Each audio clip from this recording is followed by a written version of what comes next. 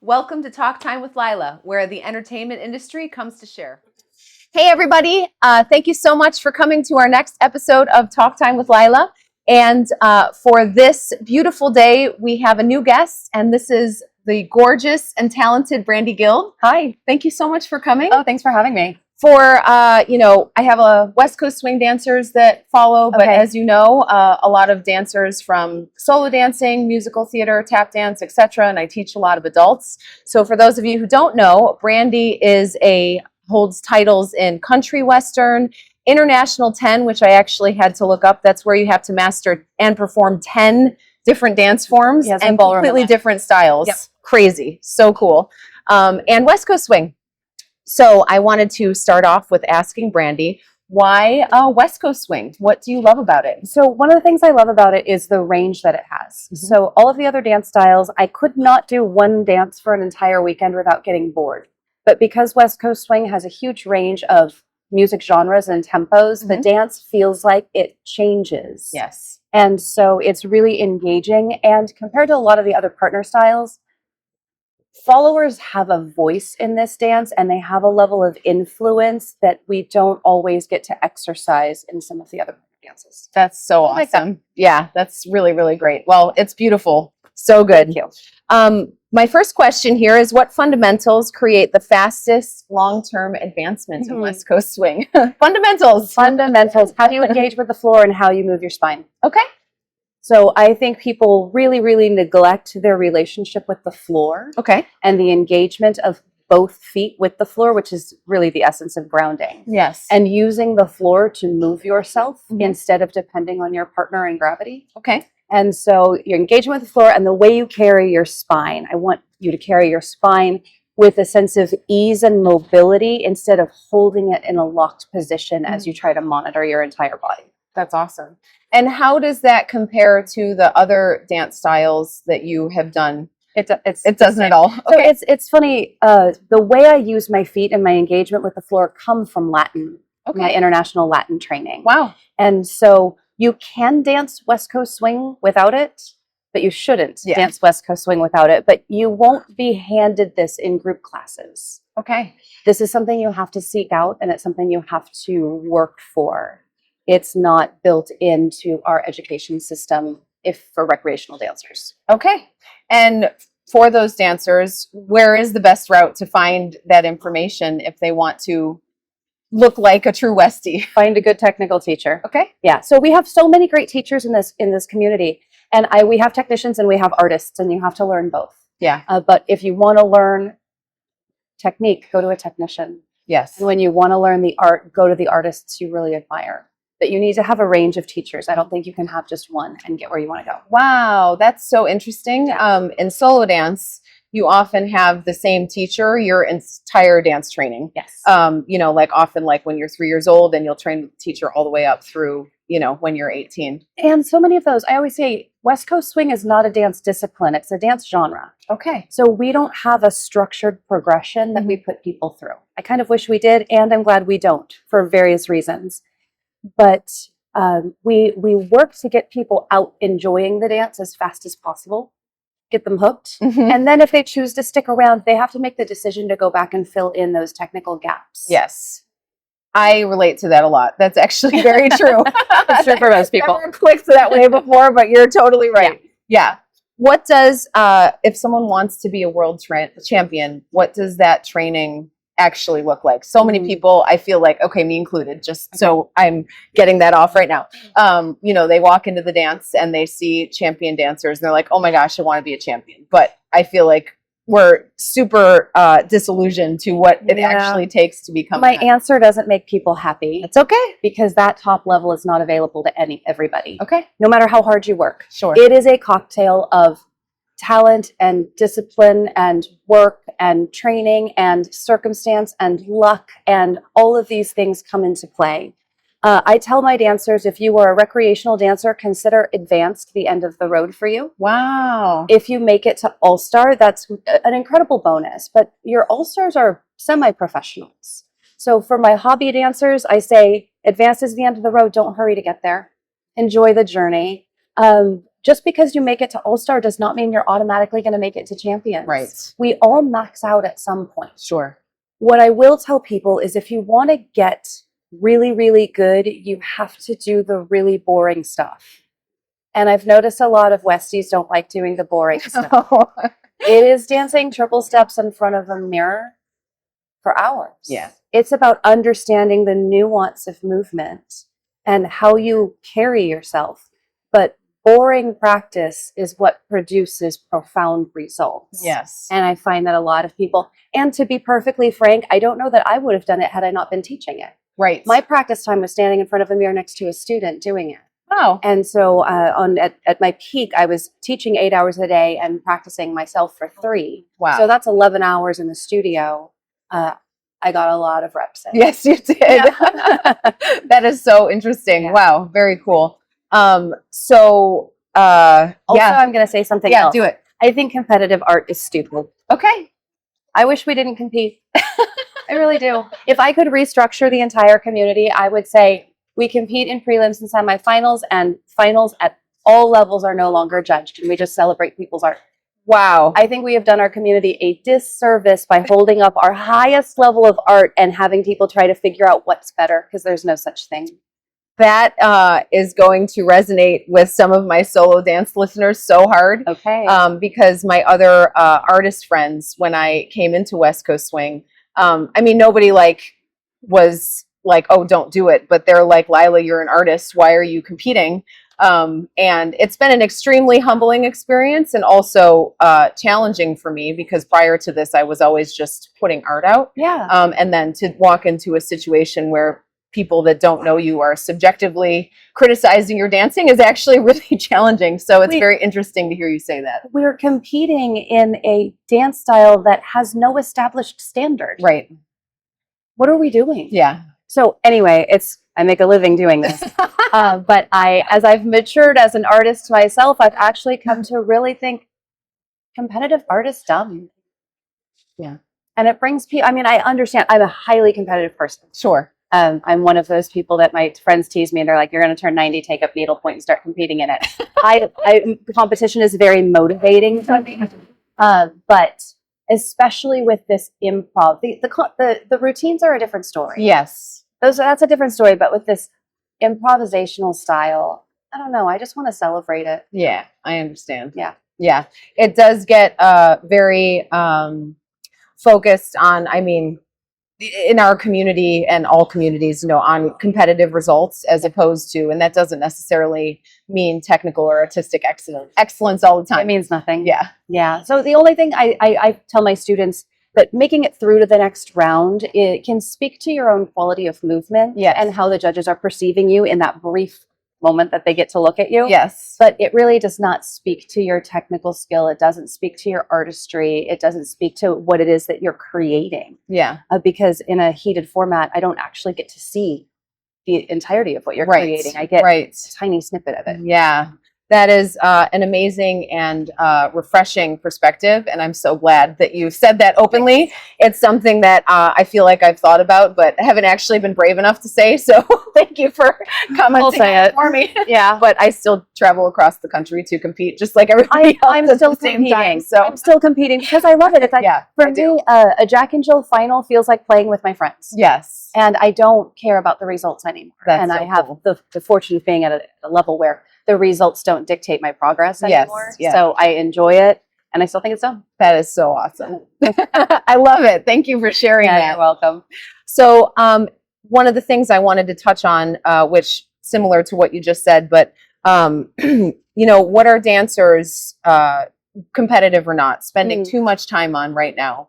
Especially like in the solo dance world, social media has really driven competitive dancers to focus on, for example, they'll do like a la Stacone turns only on the right side, and then dancers are unable to do things on the left, or they can do really crazy tricks, but then they get to the end of their dance training and they have injuries, or they don't actually make it in the professional dance world. They go to audition for Broadway or wherever, and they're not actually equipped with the skills needed to forward their career. just because they're just doing so many tricks. So what would you say that dancers should be focusing on more that they're not? So one of the things, I actually just taught an all-star class yesterday. Had a huge group of all-stars. I respect these dancers so much for showing up and training. And what I told them is that they are fabulous at creating big moments, and they have lost the nuance of the dance in the moments in between. Okay. The rest of the dance feels unattended to, for lack of a better term. One of the things that West Coast Swing has always prided itself on is its nuance. Right. We were never built for camera. Right. And anytime we got that primetime exposure, West Coast Swing dancers would roll their eyes and go, that's not real West Coast Swing. That's just flash and trash. Really? Yeah. Okay. And so we've always danced for a live audience. Yeah.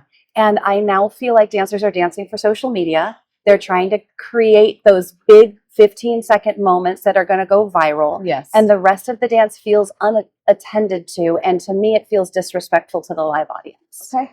I want people to craft a dance that's worth watching from beginning to end.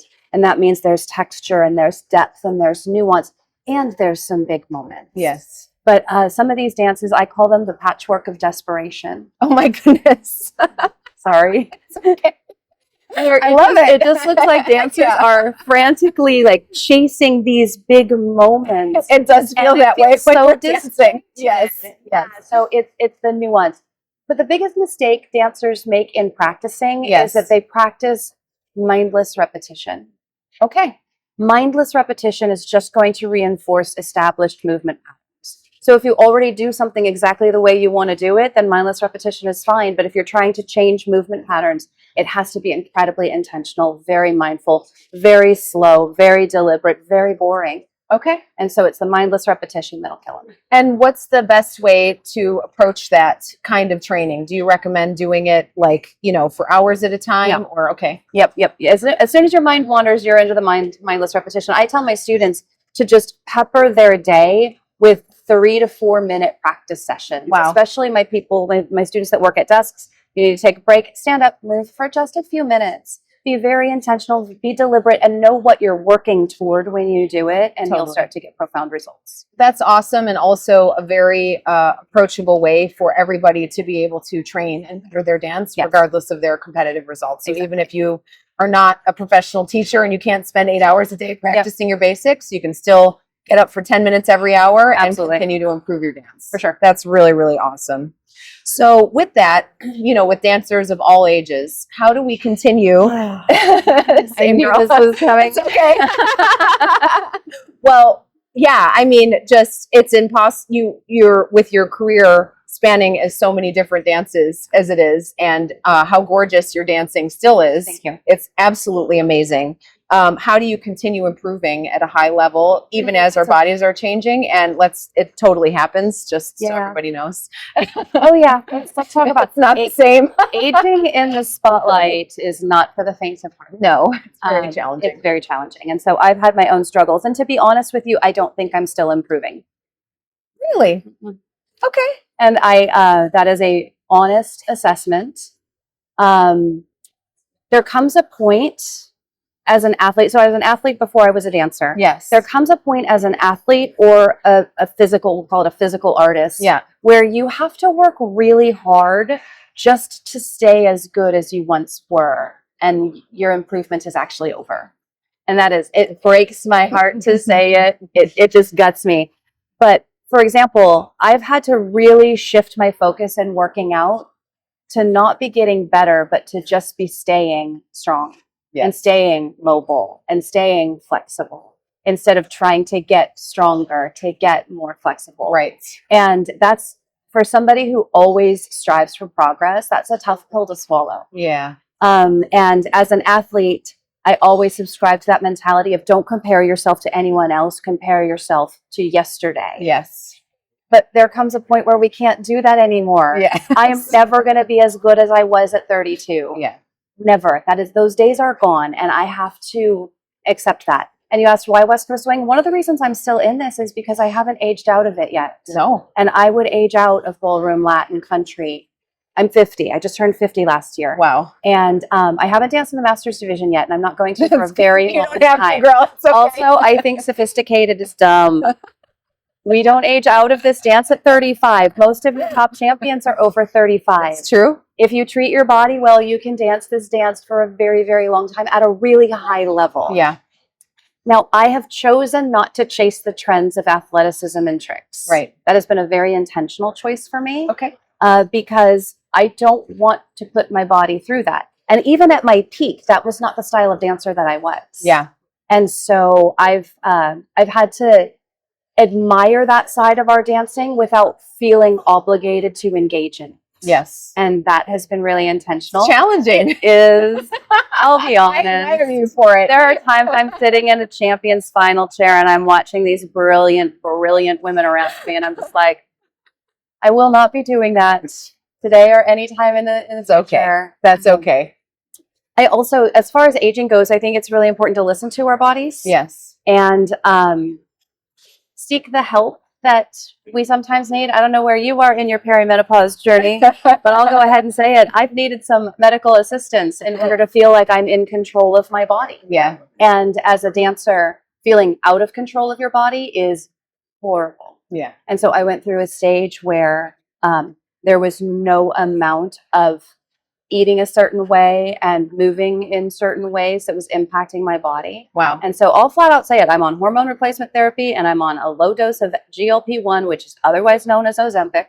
And it is what has given me control of my body back. Wow. And I don't think that we should shame people for choosing absolutely what not. works. And No. it's not the lazy way. Yeah. No. That's what so many people will say is, oh, that's the lazy way. I work my tail off. No. Yeah. I agree with you fully. I think that we should take advantage of science when it's available and appropriate. Totally. And just to give you some validation on that, I have friends who are in their low 30s that are also doing the same things because they're athletes. They want to preserve their body for a really long time. Yes. And what would our lives be like if this technology was available to us, Exactly. 20 years ago? Exactly. It might be a whole different ballgame. And the other thing is, it's always easier to stay in motion than to get back in motion. Yes, it is. And that is 100% true. Whether it's working out, whether it's dancing, whether it's anything, any kind of movement, I think it's important to stay in motion and then to also challenge our bodies by doing new things. Yes.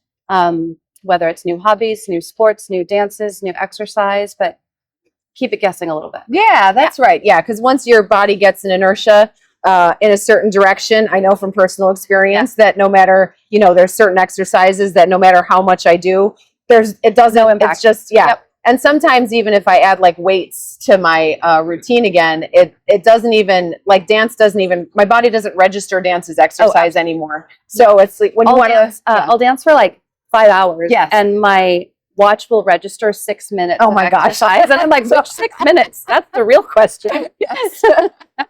I completely understand that. Switching gears to a new person coming into the dance, what tells you as an instructor and dance professional that they're going to have long-term success in the dance? Curiosity and humility. Okay. That's not what I was expecting you to say. I mean, that's awesome.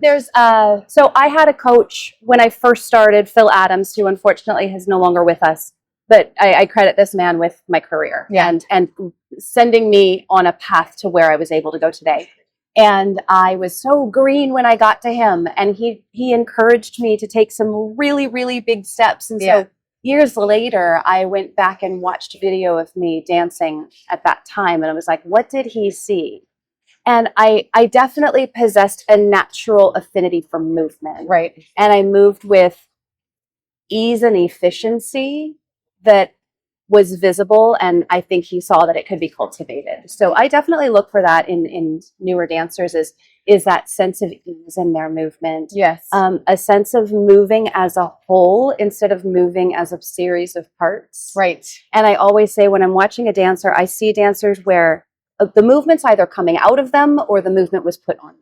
Okay. And when I see movement that's coming out of them, it's so much more, I'm going to say, pure. Yes. And it can be shaped without it starting to feel like it's the product of pieces that teachers assembled.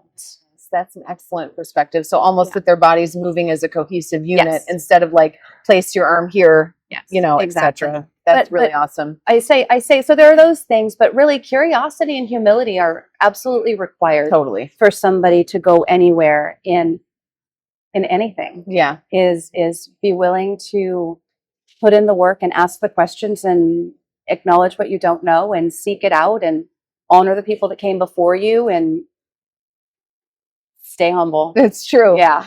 One of the things I think are really good about adult dancers is, you know, the fact that, you know, somebody comes into our dance and they might be at the top of their field in whatever career they are. And then they have enough, you know, they can humble themselves enough to go and be a brand new beginner again. And that's often really hard for people. But for me, it's, you know, just echoing what you just said. It's one of the things that I respect the most about adults coming into our dance. You know, they've gone through hard times and they show up and, you know, it's great. I just taught a beginner class on Wednesday, brand new beginners. And I have 5 of the people in the room. It was not just their first West Coast Swing class. It was their first dance class ever. Wow. And I just was like, the first thing I want to acknowledge is your bravery. Totally.